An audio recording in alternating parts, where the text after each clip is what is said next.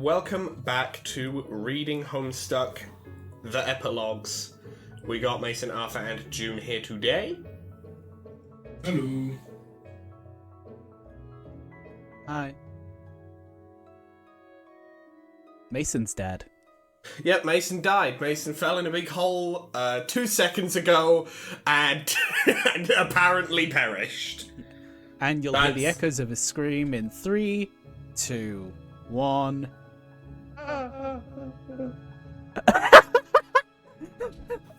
There we go. I guess it wasn't that big of a fall. No. Nah, he's dead. Start pulling the dirt. Anyway. Okay. Okay, you just accept it. I like how it's just like, yeah, alright. Might as well happen today. Considering how long it takes for an echo to travel, he's answering like 5 seconds before we even say things. Is he a mind bender? I can see the future. No way, Shulk Xenoblade Chronicles. I knew you were gonna say that. And that's how the first D&D campaign I GM'd ever failed immediately. That phrase will, you know. I knew you'd say that. Oh god. Fuck. So, I don't have the context for that. And I come out. That's an Yes. after recording topic. yeah, Anyway. that's a not recording topic there. Oh, okay. I'm glad I was in the hole for that entire conversation. Anyway, how about we fill Arthur in on what happened last time? He was doing some time guy exercises. Anyway, last time. Honestly, I'm not gonna lie, after the episode of Lancer that's coming out after this, yeah, I don't remember. Well, lucky for you, I do. I do. Ooh, Well, it's pick a me. good- Okay, yeah. I mean, June, by all means. I'm sorry. I didn't mean to steal your June, thunder. then. Yeah, June, elaborate. So I'll explain this in a way that the best way ever. Dirk got put in the goon closet. He's not narrating anymore. Problem solved. Yeah, basically there was a narrative power struggle between Dirk and alternate Calliope, and now alternate Calliope is the narrator. And also For John and now. Terezi met up. Something tells me it won't be forever. Yeah, I'm guessing Dirk's gonna get back in the chair. Yeah, he's gonna come out of the goon closet. I already told you I came out as gay when I was fucking 13 or whatever. Yeah, but you didn't come out as a gooner. Shit. Anyway, I'm not on narration for this page. We've got Jake, Carcat here, and I'm going to just shot in the dark. Assume Dave is gonna show up. I'll take Jake. Well, that's quite all right. All right, Arthur. All right. You of Keep on course are on rolling. Carcat because you are the one who objectively does that voice the best. Okay. It's like your thing. And I will take It's like the narration. it's like me with the Naya voice. Yes. Mason. Ah, chaps, don't you love to take a rigorous jaunt about the wilds first thing in the morning, middle thing in the day, and last thing in the evening? No. A fucking iRobot. No. Just no. Have any of you seen anything from the Pennywise show? I have not. Nice No. show. Ish. I've seen a bunch love of clips. couching it as the Pennywise show. I mean, it is. It's the Pennywise show. It's the movie. I think it's called like Pennywise, right? Let me look it up. Who knows? There's a difference between that and the Pennywise show, which sounds like some sort of like a game show or of some kind. Winner gets a paper boat. Like the Pennywise show sounds like a panel show of some description, hosted by Pennywise. Yeah. Like you took over on Family Feud. Yeah. In every episode, child sacrifices happen. I mean, before and after every ad break. Anyway, volunteer in the audience. there's a clip I've seen. It's probably the only clip that I actually enjoyed, and it's just there's this person screaming. I assume the mother of a child that's just been kidnapped, who just says "Give him back," and he just goes, "No, no." It's like he just looks at her, shakes his head, and just goes, "No, no."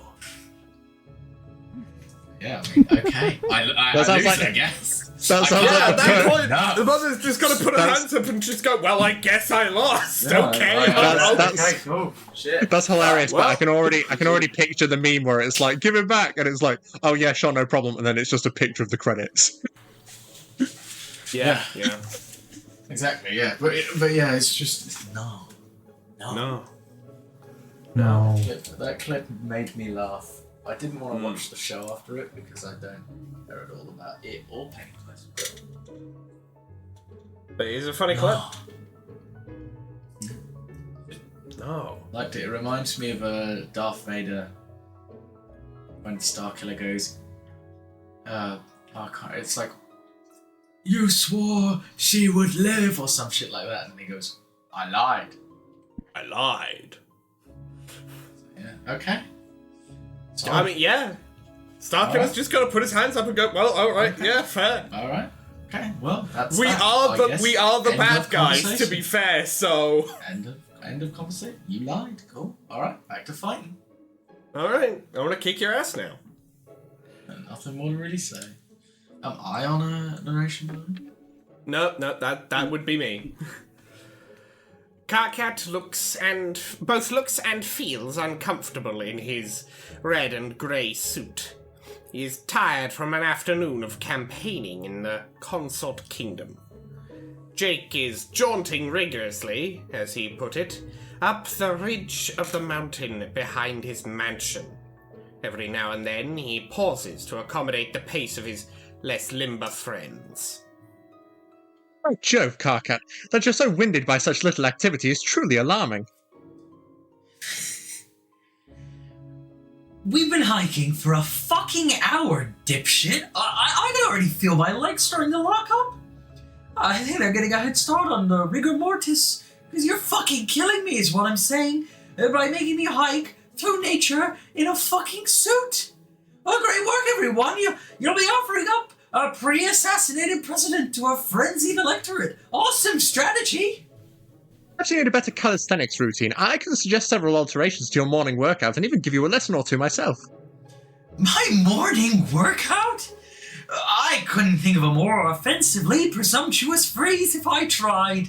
So what the fuck is a calisthenic? Is that the name of your fan, Cherub? Homestuck would have been a lot better if Caliborn was replaced with calisthenic. Yeah, just like you've got Calliope, and then you've got like an evil exercise coach. Like That's an basically evil the plot of the coach. Bowser's Inside Story remake. What aspect would calisthenic be? The out of breath. The outer Boom! We got it, people. We got it. Okay. Karkat's tirade is interrupted as he trips over a protruding tree root. Dave, who has been cheating on their hike by hovering very slightly off the ground rather than walking, catches Karkat before his face hits the dirt. He sets his companion upright and continues to guide him with his hand on his back as he walks, the way an older human does with a small child who is learning to ride a bicycle. Hey Jake, we're cool on the whole cardio program or whatever. Karkat's not really what I'd call a kinesthetic learner. Hey, I can hold my own in a threshing match better than 99% of the squishy, placid human population on this planet. I was literally training to be a combat specialist on Alternia. maybe we should sometimes try to remember and fucking respect that fact about me. Oh. Gonna make a mental note about which material to avoid when writing your campaign speeches. Like, dude is nuts with a sickle. Can carve a bloody arc through a surrounding circle of gathered squishy humans. Watch their guts spill on the floor while he roars at the sky in honor of his genocidal ancestors. We're kinda trying to downplay the idea that trolls are naturally good with violence and shit here. Hey, speaking of which, Jake, you wanna back Karkat in this election or what?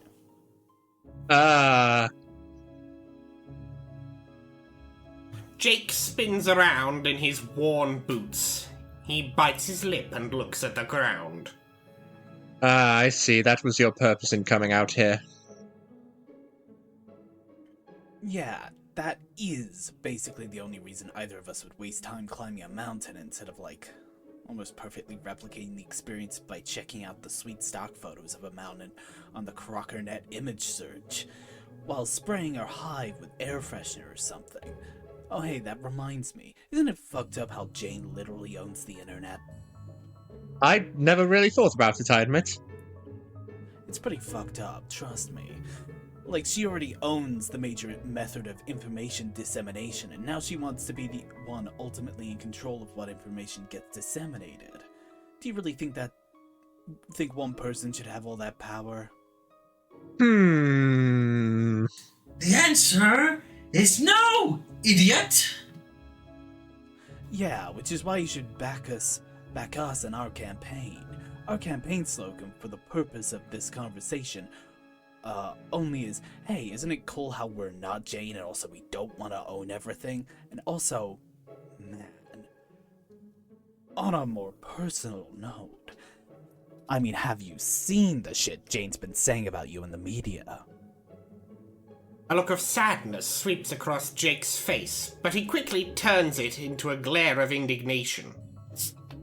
I've seen the shit you've been saying about her. Your poorly optimized billboards about huge dunks on the economy and neoliberal austerity measures tumbling down geometrically improbable staircases have made quite a stir in the neighborhood. These advertisements play at all hours of the night, my good man. One can hardly get a wink of sleep. Yeah, but at least we paid for it out of campaign dollars instead of spinelessly setting up super PACs to spew out propaganda for us. Super PACs? Oh yeah. Listen to this bullshit. So they're technically expenditure-independent committees, meaning they can allocate unlimited funding for... Karkat covers Dave's mouth, having had the concept of the super PAC laboriously explained in his presence more than once.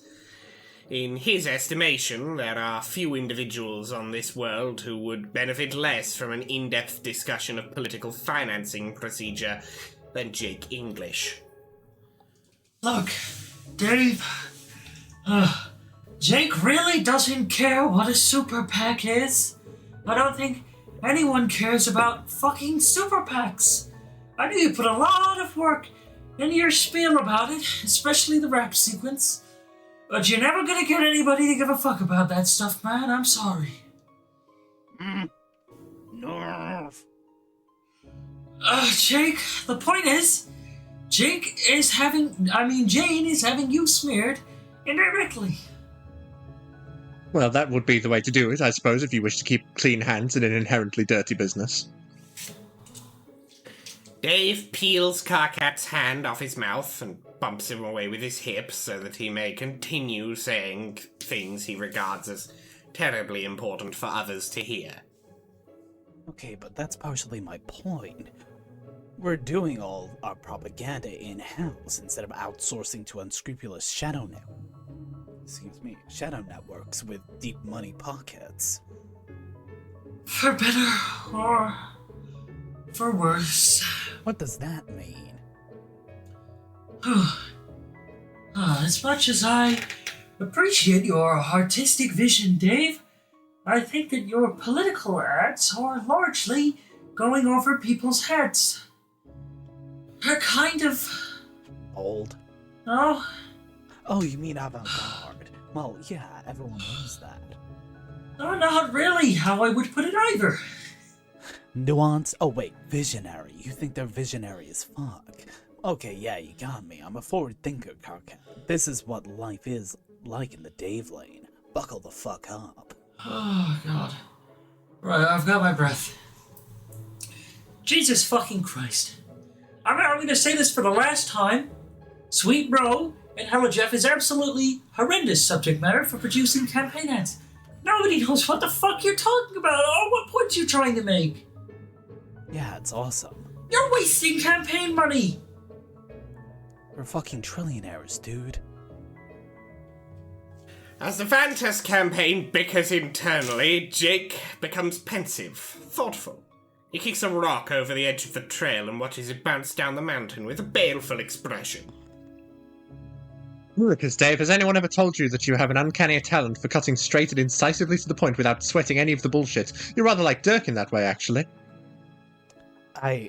What? Haha!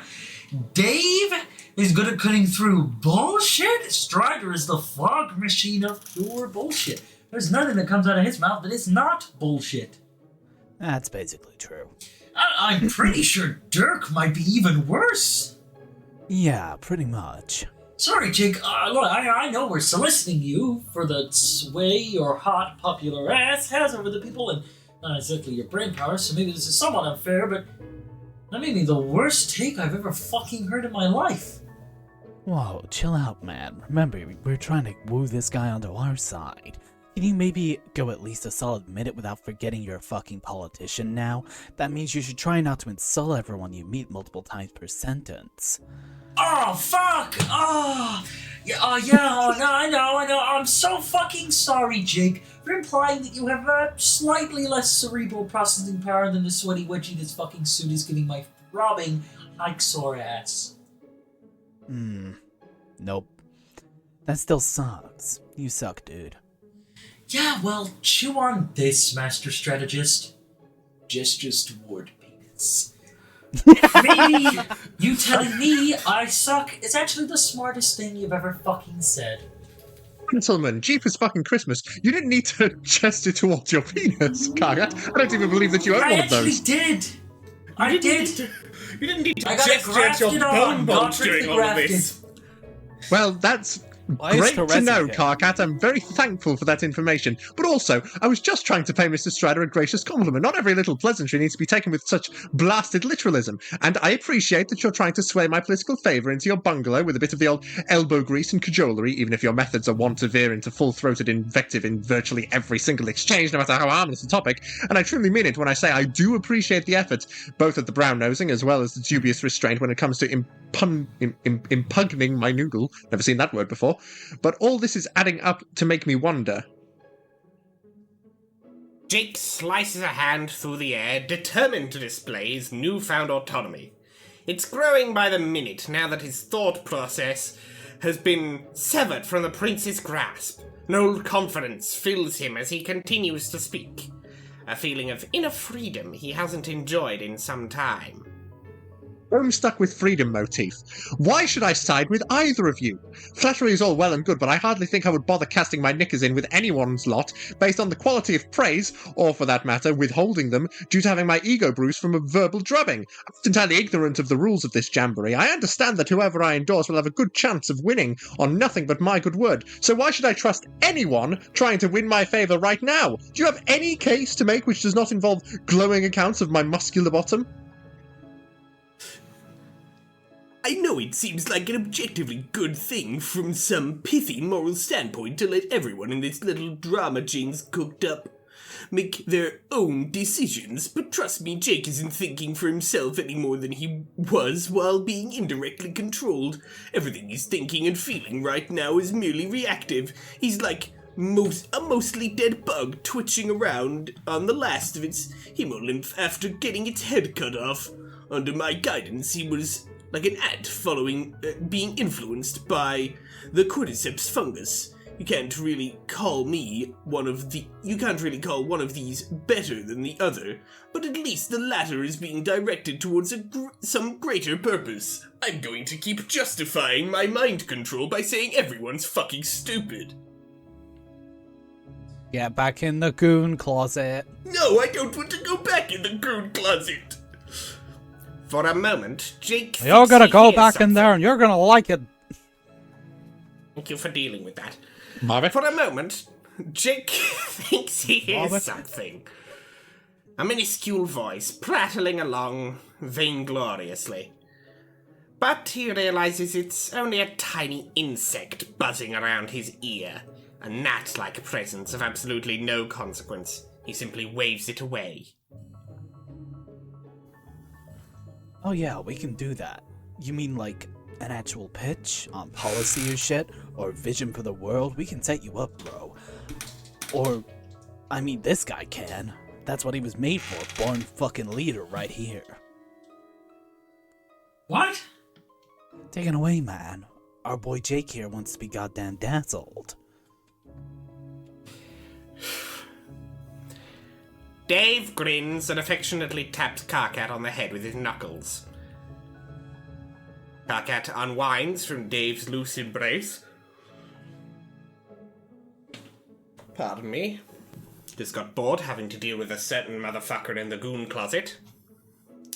Takes a deep breath and clambers up the ridge to speak with Jake in a more personable proximity. He's learned new methods for connecting with others on the campaign trail. How to speak broadly with sweeping conviction, and yet create a sense of intimacy when addressing an individual. He's learned to come across as one who was once a leader and could be again. Well, look, Jake. I'm not going to try to sell you on some ludicrous story about how I'm the best candidate Earthsea has ever seen or anything. I'm not going to be that arrogant. Especially since my arm had to be twisted right out of its socket to get me to even run. But at least we're not hiding our intentions. At this point, it's not a policy beef that I have with Jane Crocker. Yeah, I'm the one with the policy beef. Corporate welfare destroys public infrastructure. Correct, but shut up. I'm talking. Word. We're still living on an incredibly young planet. I mean, let's be real. Every president up until now has just been some bozo, basically play acting at being in charge. Because this whole time, everyone's been holding their breath, waiting for one of us to run. Whoever wins, me or Jane, will set the tone for the subsequent administrations for who knows how fucking long. It's entirely possible that Jane will prove to be a competent president. I have no doubts for her administrative acumen, considering that's probably the only fucking thing she has going for her, besides a series of physical attributes, which I keep being told aren't too hard on the eyes, but frankly, I still don't know if I'm seeing it. I mean, like, she's alright, I fucking guess? Well, let's not be too unfair, old chap. I think I'm allowed to be unfair when she's holding the reproductive rights of my entire species at hostage. Point well met. Yeah. Jake, she will set a horrible precedent. She's indirect, she's privileged, she's concerned with how things look rather than how things are. No matter how nice she was when you were kids, her dedication to the appearance of that niceness has already led her down a path of corruption and duplicity. Because, when you live inside a skin that's a lie, you'll either grow to fit it or collapse under the unbearable weight of your own shit-spewing cognitive dissonance. Trust me, I fucking know because I used to spew an untold amount of shit. Yeah, I used to. Dude, what the fuck do you want? Get off my dick! You want me to spin some fucking gold, bust out the good shit? There, I said it, that was my good shit. I'm done, I did my thing. This mincing halfwit and the tiny shorts can do whatever the fuck he wants now. No, that was good, man. I was messing with you. Great job, dude. I love it. Jake chews on these remarks for a minute. He loves Jane and Dirk dearly. He's loved both of them for years, on and off, in multiple fashions and configurations, in accordance with the human understanding of this feeling. He thinks it could break Jane's heart, were he to oppose her, and yet, hasn't she fired the first shot by broadcasting such scandalous things about him in the media? It was so soon after they nearly had an intimate reconciliation. The more he thinks on it, the more Jake struggles to believe in the sincerity behind Jane's friendship with him. And the prince? Dirk, as he knows him, hasn't been given much thought by Jake recently. Jake has been savouring the fruits of mental liberation he is barely aware of, let alone capable of comprehending. When he considers crossing Dirk, he's not afraid of making him angry or hurting his feelings. He's simply always wanted to avoid disappointing him. And yet, with the cognitive cloud of Dirk's influence dispelled, Jake now cannot shake the feeling that the best course of action would be the one that asserts the most independence from Dirk. Disappointment be damned. And to whatever extent the prince intends to put Jake's life in jeopardy, for now, his agency remains obscured from his sniper sight. Well, dash my wig. I'll do it. Dash your what? Fuck yeah. That's what I'm talking about, dude. Alright. I'll take John. June, you're up on narration. I will take Teresi. Yeah. Teresi is munching her way through another tin of human fatherly tobacco as John crawls into the back seat.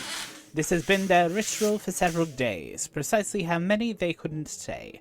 Between her frequent naps and his diligence in keeping a lookout for any additional survivors, they have been losing track of time. John, eyes unfocused, stares at the expanse of nothingness. Perhaps he imagines it, but it seems as if the emptiness itself is curving against the staggering weight of the black hole they orbit. He hasn't seen any sign of Vriska. He's seen no one at all. It's just him, Teresi, and the sky on all sides. He scoots back to lean against the car door, drawing his knees up to his chest, unsure how to act around Teresi and how much room to give her. She holds out a handful of tobacco. Want some delicious dry candy shavings? Ooh, no. Do you have any idea what you're eating right now? She shrugs and licks the crumbs off of her hand. His eyes can't help but follow the motion of her tongue. It leaves a trail of faintly teal saliva behind that glistens in the strange light coming through the windows. It's like a poison plant. You're not supposed to eat it. You're supposed to put it in a pipe and smoke it. I think that if I ate that, I'd probably get mouth cancer or something. Well, if you were blind and saw with your nose and tongue, it would taste like chocolate. Seriously? So is that kind of like synesthesia?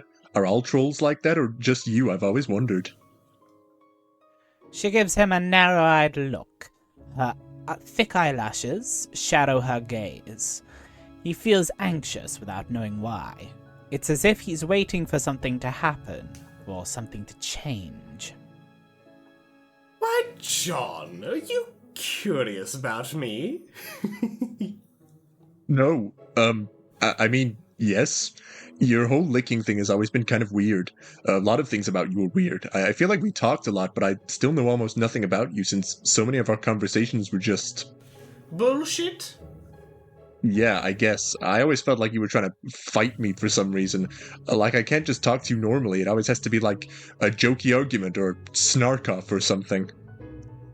For it to be a snark-off, you'd have to prove a worthy opponent, Egbert.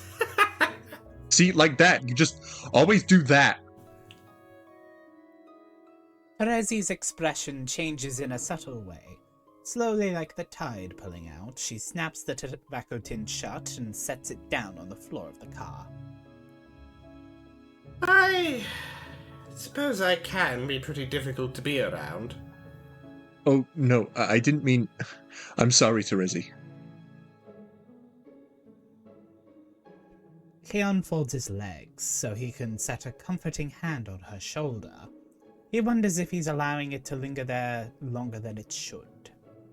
Look, I've been really depressed and antisocial for the last few years, so I guess going on this insane suicide mission out of nowhere has been making me get all, philosophical about my relationships and shit. I think I've been out here long enough that I'm starting to forget what certain basic things feel like, if that makes sense.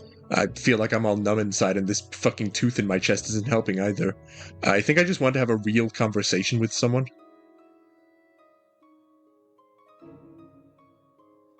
He pushes her shoulder lightly so that they're looking at each other. Terezi, I want to have a real conversation with you. Terezi makes a very close eye and nose contact with John in a way that comes across as intently sincere. This arrangement lasts about 10 seconds before her mouth cracks in a grin and she doubles over laughing. Oh my god, that's the lamest thing I've heard in my entire life. Come on. Egbert, no matter how old or young you are, you never change. You are positively, truly, and undeniably the biggest fucking dork I have ever known. Haha, okay, I get it. Sorry I said anything, jeez. Oh, don't look like that. I didn't say it was a bad thing. I actually find it refreshing. She pulls her leg under her. Her shoes catch the light and reflect all over the ceiling in little red dots. John's heart skips a beat. You're wearing Jade's shoes.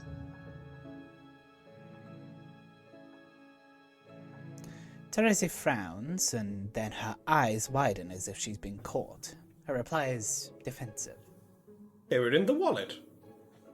Oh yeah, I guess I put them in there. I like them. I can take them off if it's creeping you out, though. No, it's fine. It just made me think about... The doomed timelines, he means. The state of the session he entered, when he was confronted with billions of pieces of debris from several shattered planets. He pictures Terezi's lifeless body as it collapses onto a corpse-shaped chalk outline she drew for herself. You know what happened, right? The first time we all met up and tried to fight the Condis, we were completely unprepared and basically got our asses handed to us, by which I mean everybody died. I think about it a lot. I guess it's kind of hard not to think a lot about seeing all your friends die horrible deaths, but I also think about you from that timeline a lot too. Me? Why's that? Because you were amazing. I couldn't believe how you could hold it all together while you were literally bleeding to death, almost like it wasn't even bothering you, like you were actually in the process of dying horribly, and you still went to the bother of dunking on me with your scarf instructions. You were so brave. It was like you were undefeatable that day, like you were refusing to let us lose. I think I carry around that memory whenever I think about you, and maybe why I always feel like you're sort of steamrolling over me when we talk. I think I'm still a little intimidated by you. I guess that sounds kind of stupid, though.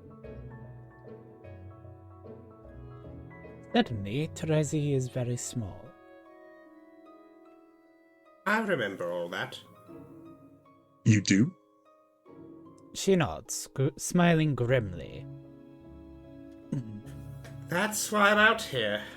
You see, that doomed Terezi missed Vriska so much. It's like a hole in her heart. I remember the way she felt, because one time all her memories came flooding back. I even got to see what happened when she died. She and another Vriska ghost finally found each other. Made me so happy getting to feel that, as if it was one of my own memories. Just reinforced the feeling that there was something special between us. I just kept hanging on to that belief right up until, I don't know, now? I've practically devoted my life to certain memories. The idea that two people can be meant to be with each other on some cosmic level, even if they always seem to get each other into trouble. All that investment, all that searching. And for what? We were asleep together and she just disappears into the void again? What a huge bitch. Terezi. His own hand is on her shoulder again, and his other hand has found the other shoulder. John notices his own palm grazing up the side of her neck to cup her face. The act was made with barely a thought, and his own boldness surprises himself. You saved everyone. You're the only reason we were able to defeat Lord English and win the game at all. If it weren't for you, me and Roxy would have just floated around in paradox space like a couple of losers with no idea what to do. Even worse, I might have tried to fix things myself. Oh dear God. Yeah. Terezi shrugs out from under his grasp, but doesn't move away. Don't get me wrong, I'm not discounting the objective value of my other self's actions. I'm glad that we didn't all die in a doomed timeline and let Lord English finish eating all of space-time. But I don't feel it. It's not a rational emotion, John. It's like you. Me? Yeah, you. Why are you still out here with me? Because I'm not just gonna leave you here to die? You've made very few overtures regarding the subject of going home. You're just letting me continue to pointlessly circle this fucking black hole, even though it's obvious that Risk is dead. And you're just letting yourself be out here too, as we spiral down the load gaper together. Oh, I don't know. I hadn't thought about it, to be honest. Exactly. Earthsea's perfect, isn't it? But not for you. You don't feel it. John swallows a thick breath. He reminds himself that he never wanted perfection, never asked for it, and yet he feels guilty every day for failing to enjoy it as much as he believes he was supposed to. You're right, I don't. If you've been depressed and antisocial these last few years, I bet your friends miss you. Probably. But for some reason, I don't feel like I have anything to go home to. You're right, it's not a rational feeling. But it's there anyway.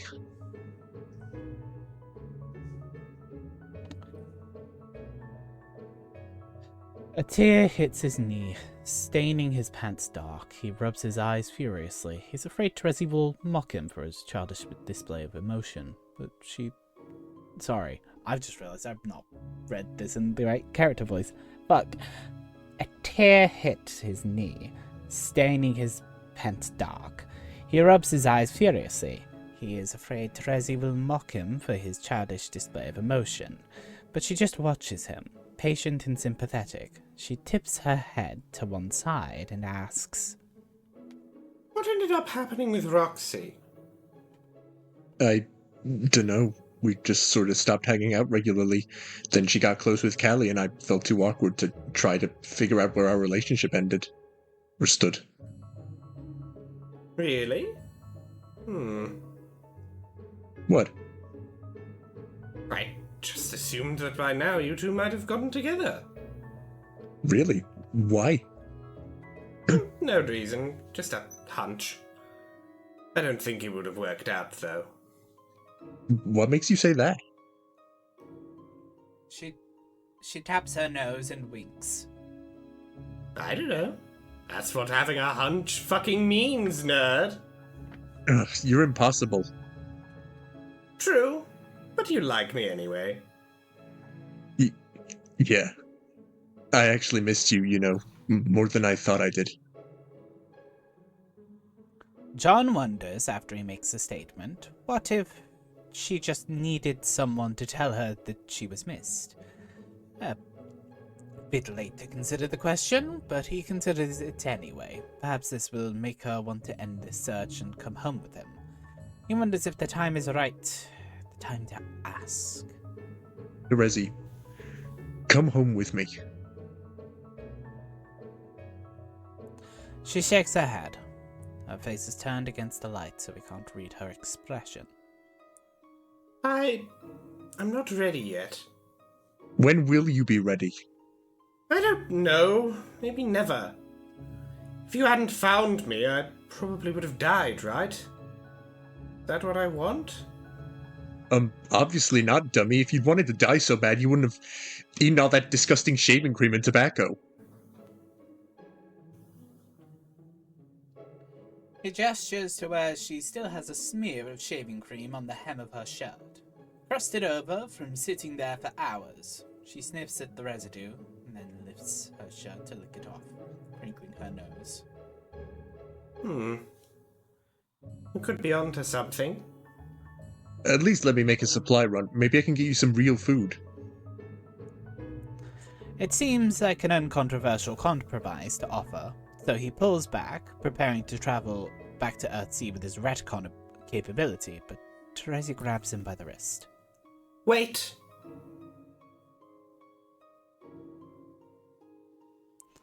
Her eyes are wide, her voice cracked and desperate. Don't go. Please, John. Stay with me just a little longer. What if you leave now? What if you can never find me again in this moment? Well, we can't stay here forever. I know. He has no idea how to react to her behavior. He's never seen her this vulnerable. She's shaking where she's touching him, and her lower lip is visibly trembling. He nods and she slowly lets go of his arm. They are silent for a minute. They both stare ahead at the car seats in front of them, sitting close enough to hear the beat of each other's hearts. Do you want me to take a look at your wound? John had gotten so used to the pain, he'd almost forgotten about it. He looks down at the place where his shirt has grown stiff from the congealed blood. Now that he dwells on it, he can feel the ache again, both from the blood from the tooth piercing his flesh, and more insidiously from the poison that has been delivering into his bloodstream. Oh, yeah, we should probably do something about that. I feel like if I was going to die from it, I would have done that already, but it's really lodged in there, huh? I thought maybe it'd just come out on its own, like when you get a splinter in your foot. You really are dumb, aren't you? He rolls his eyes. Terezi produces her cane and unsheaths the blade in one fluid motion. The metal rasps against the grain of its sheath rather loudly. I'm sorry. What? No, it doesn't. The noise resounds throughout the sealed interior of the car. Actually, drawing a sword is pretty quiet. It only makes that sound in the movies. And rings through John's skull like a gunshot.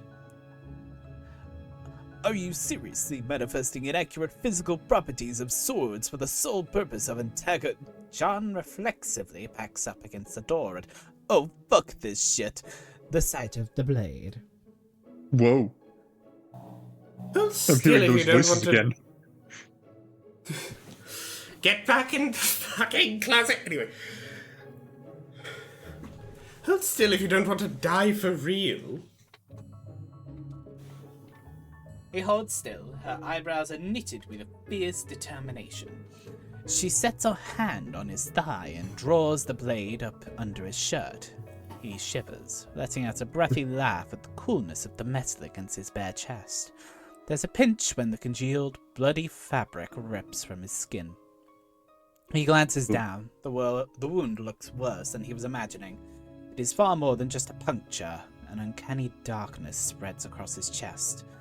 The gash is scabbing at the edges, bruised all around. His entire torso appears to be a mottled mess of purple and yellow, like a sort of fancy earth cheese. Terezi's blade cuts into it as easily as if it were. Fuck! Ow! Could have used some warning there, Terezi. What the hell did you think I was going to do with this sword, idiot? She's close enough that her breath washes over his face. It smells like shaving cream and tobacco, which is jarring to him, if not surprising. She is without her glasses, so that John notices things he hadn't occasion to before, like how lovely her eyes are, the length of her eyelashes. Now that he's really seeing them just inches away from his face, it is astounding to him that he has never thought of Terezi as particularly feminine, at least in the way humans understand this idea. But he has never been forced to reckon with her features so unavoidably. The dark borders around the perimeter of her eyes are thicker and darker than most trolls have. The tired bags under them are ditches in the shadows, cast by her angular features, made more gaunt from hunger when she blinks. Her lashes brush the ridges of her cheekbones, her nostrils flared, assessing the scent of his blood. Are we doing this or what? He presses his eyes shut and nods. He feels numb, clammy, jittering down to his bones from a particular sensation, a feeling he still seems to be denying to himself. As his own thoughts struggle to be honest with him, he cannot disguise the truth from me. What he is fighting is an intense desire to kiss her. Go for it. She grinds the sword between two of his ribs. The pain returns instantly, his acclamation erased nearly as quickly. He clenches his jaw hard and his head spins. Terezi's blade catches against something. It's lodged in there pretty good. Brace yourself, Egbert. This is going to sting. He can feel the tooth moving around his flesh, the fibrous spasmodic contractions of his muscles around it. When she wrenches the blade and pops the tooth out, he isn't proud of the sound it makes. He finally opens his eyes. Terezi's arms are covered in his blood. She tosses the sword down to the floor of the car, in what suddenly strikes John as a fairly unhygienic surgical situation, and grabs his shirt with two clenched red fists. I need to stop the bleeding. Just follow my lead. She peels him out of his hoodie and then his shredded t-shirt. He's dizzy, his vision wavers, fades. It takes Terezi's sudden grip on his shoulders to bring him back from the brink. The brink of what? He doesn't know. Unconsciousness? Canonic dissolution? He has no cognizance of what the poison in his veins does to someone, or if it's even in his system. All he knows is that Terezi is the only thing keeping him moored. She holds him firm, her thumb in the dip of his clavicle, her sharp nails etching scores in his back. He watches her tear his t-shirt into a long strip. He lifts his arms obediently as she wraps it around his chest and ties it off. Her hands slide over the bandage and linger there, her fingers splay on his collarbone, her right hand resting above his heart. She slides her palms down to his stomach and then around to his hips, leaving long bloody streaks along his torso. His blood. 10 uneven tracks of it, one for each of her fingers. When his arms come down, they wrap around her shoulders. Pulling her into his lap feels natural to him. The first redirection of her momentum to guide her closer. What comes less naturally is the first kiss. Her lips are there, hovering just over his, yet he hesitates. His mind is still lying to itself, casting doubts on what it really wants. I don't see a purpose in allowing his self-deceit to continue for much longer. It's wrong to contradict one's true thoughts and feelings, irrational, unbecoming of an existence governed by free will. What are you waiting for, John? For fuck's sake, John, don't say anything stupid right now. Oh, these fucks. You fucks.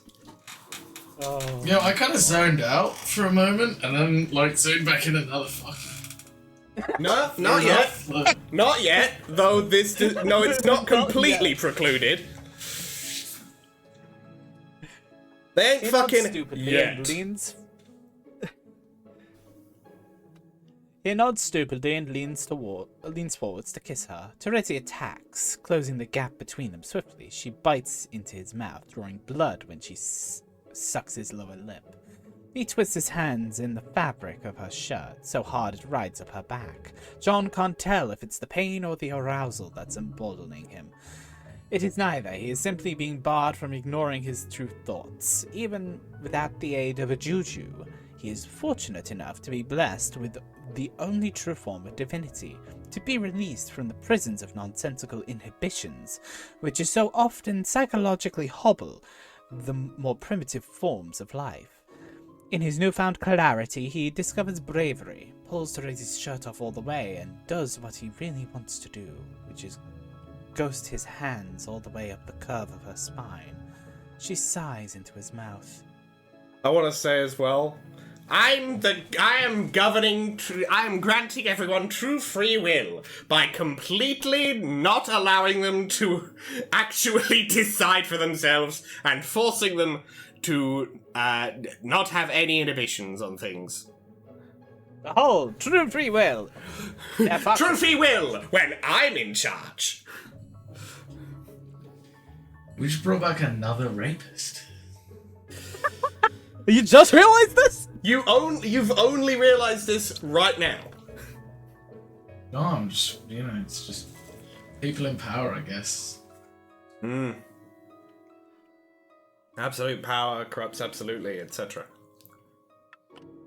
Although I think both people who have taken the narrative are kind of inherently already corrupt before they got there, so Yeah. they were kind of bastards to begin with. Oh my god, your blood smells delicious. Whoa, wow, okay. I think you're really pretty in the light of the dead universe. Terezi rears back with a faint snarl and wraps both her hands around his neck. She doesn't press down, but the weight of her thumbs above his throat makes his heart race. Didn't I tell you, don't say anything stupid? Careful of her grip around his neck, John locks his arms around her waist and pulls her flush against him. She's ravenous when their mouths collide. Her desire intensifies by the taste and scent of his blood. She doesn't give him any chance to say anything stupid for a while. Stupid or otherwise, even. Now they're fucking. So you I don't have to believe have John patience canonically on it. fucks in every timeline. Yeah, man, he fucks in every Okay, timeline, except he's this like a time he's being default white forced to guy. fuck.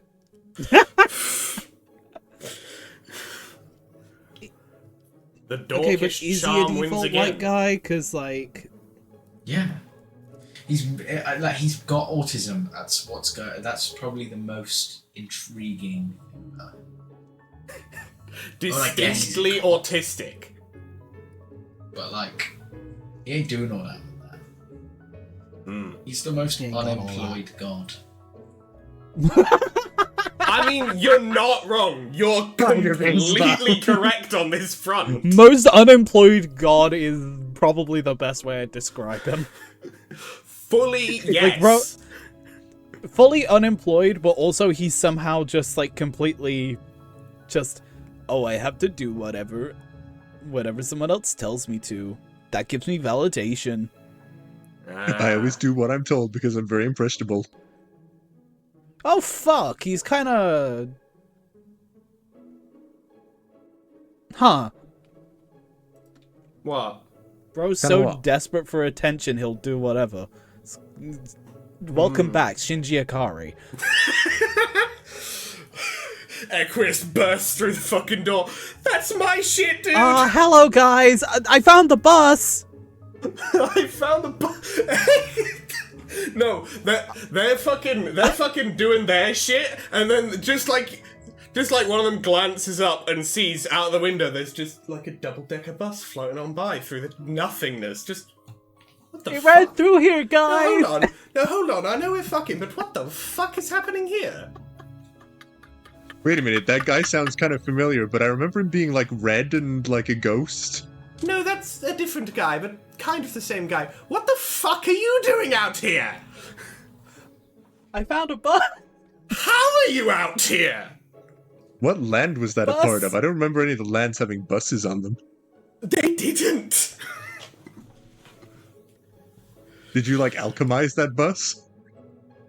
I don't know. Dude, you're really You killing the don't mood know? right now. Can you fuck off? Turbo fuck off? I don't have control of the bus, I'm just in it. Oh my god. Bye! Damn mood. Life really be like that sometimes. And he just Well, spins away. Well, the mood is fucking dead. Oh well. Fuck. Stupid. Fucking Zahak ruining every sexual encounter again. All of them just on a conceptual level. cunt. Anyway, Arthur, you're on narration. Sure. How long is this page? Because I can't keep too much. It's that long. Oh, it's this. Cool. Well, I asked. Well, good.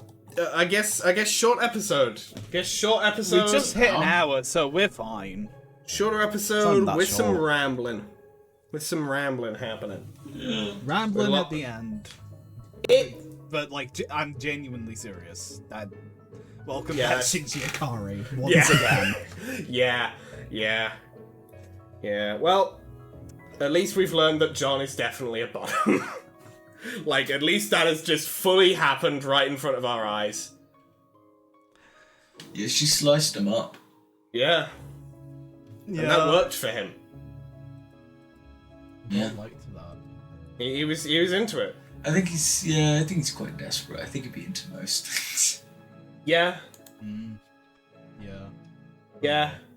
But I do think, considering the, just from the he isn't proud of the sound he makes thing as well, I think there is definitely a leaning. There is, I do get the feeling there is a leaning for him. Also, goddamn, his body is, like, fucked up. Oh, It's, yeah, like, no, purple he's and yellow. He's absolutely, he's It's not looking good for you, boy. it really is not looking good for your boy. Either on staying alive thing or potentially reputation. Bro, potential John death arc. Be interesting. I doubt they would keep him dead, but it would be interesting. Nah. At least he got slammed down big star beforehand, though. Good for him. Good for him on that front. Good for him, I guess. Good for him. Yes. Good for him on that front. Definitely does suck to be turbo poisoned, but like, you know, on top of that, separately, got slammed down big style, and honestly, I kind of respect it. Fair enough. Okay, let's just, before we do the outro, make sure. Yep, noted there. Arthur is on narration.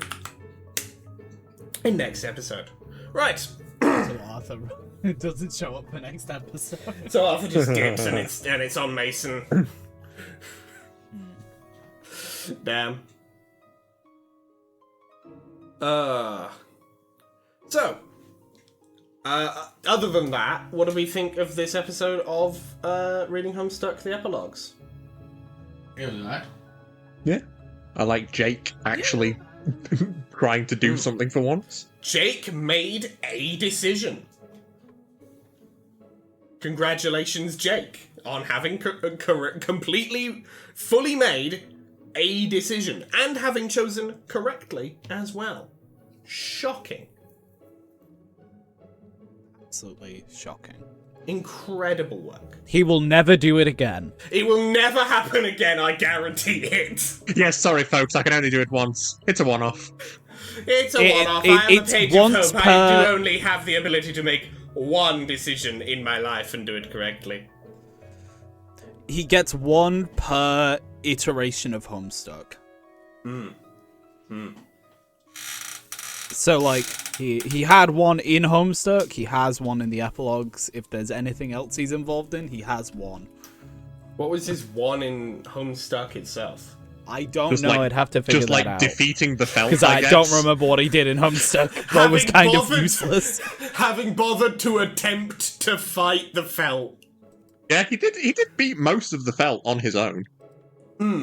Yeah, he kind of soloed that, Yeah. yeah. Fuck it. That's it. That's his. Except that's his for signature one Cams, because that was thing. all Dad Crocker. Yeah, that was all that Crocker, Remember because, who you the know... fell were. They were the green Once again, people. Green- Homestuck has made such an incredible. Yes, they were the green boys. Well, the Green balls people. Yeah, the Balls. snooker, Yeah. yeah, the pool people, Snooker. green motherfuckers. Alright. They were the ball guys. They were the balls. Yeah. They were. they had the balls. Well, I think most of them did nothing, right? Most of their powers Correct. were, I don't. Most They- of they them, would- in fact, yeah, I they would would even go so just far as to say side that stuff. all of them did nothing. Yeah, they I just mean, kind yeah, of most of were their powers there. are like actively detrimental to themselves. I mean, it's not not most of them. I mean, Cans can punch people literally into next week, so That's pretty Yeah, good. sure. they're Most fun. of them do. They're Do fun. nothing. They're not remote. They're not particularly important to the plot. But they're fun, you know. And sometimes you do need some stuff in there. It's just fun. Just a fun side thing. I mean, I remember the ball people with the different time things going on. Yes. I remember that. So it Yeah. did make an impact enough. It was good enough for me to go. You just didn't remember they were called the Felt. Nope. So that's not a good name for them. Felt because it's your pool table. Felt. On Oh, the felt. I thought you said Felt. fell. No. The felt is slightly better. The Felt. And they're green because it's like the green of pool table. Pool table. Yeah. Anyway. Okay. No, that works better than the fell. Yeah. Because I was like, that's just generic and doesn't describe anything about it. Yeah, let's not mince words here. Generic is not something I think I could use to describe most even insignificant plot points in Homestuck, let alone the significant ones. Yeah, no, the felt is actually a good name. The Felt. Anyway. Yes, outro time, I do believe. Yeah, sure. If you like this video, hit the like button. If you very much like this video and want to see more like it, hit that subscribe button. We upload episodes of Reading Homestuck every Monday or Tuesday, depending on the time zone. And we upload other things on Thursdays or Fridays, again, depending on the time zone. Other things like Dicey Deeds Lancer. No episode coming this week, as per usual. We're nearly at the point where we actually get into the mechs in this in this mission. But this next episode coming up, there is some more out of mech stuff to do before we get there. So tune in for that to see how it goes. Also, sometimes on Thursdays or Fridays, we have other series we do, of course. But they will be coming after this, or they already came out before this. Stuff like Dig and Rimper, stuff like other Dicey Deed stuff. There's a variety in there. You can also follow me on Tumblr. I post things there sometimes. Not a huge amount, but I post stuff that I make for our Writing Homestuck series up there, and I also do some reblogs here and there, the occasional, like, just random ass post, I don't know. But mostly you can use it to send me asks, send me DMs, send me whatsoever you choose. YouTube sometimes eats your comments, which is very frustrating for all involved.